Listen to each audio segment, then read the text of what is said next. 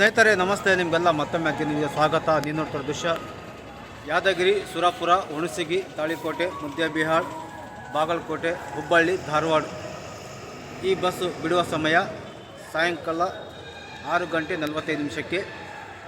ಧಾರವಾಡ ತಲುಪುವ ಸಮಯ ಬೆಳಿಗ್ಗೆ 5 ಗಂಟೆಗೆ. ದರ 488 ರೂಪಾಯಿ. ದರ 488 ರೂಪಾಯಿ.